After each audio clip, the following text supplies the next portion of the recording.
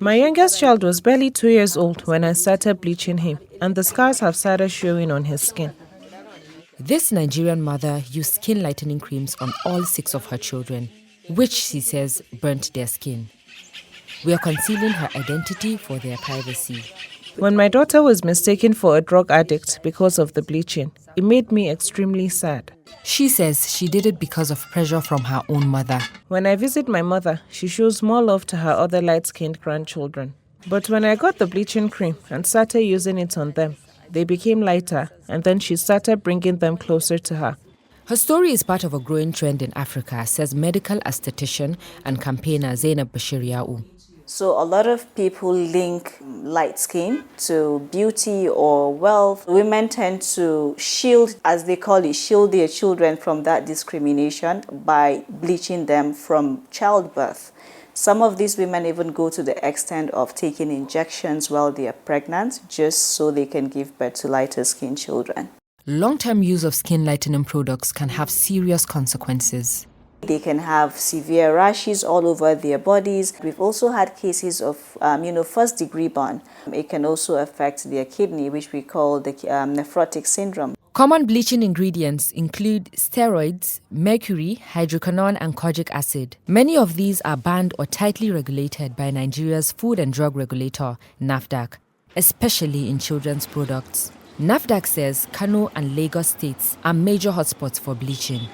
Despite tight regulations, these bleaching creams are so easily accessible. For example, in this supermarket in Kano State, when I picked up one of the creams that says baby bleaching cream, I noticed that many of the ingredients here are illegal substances.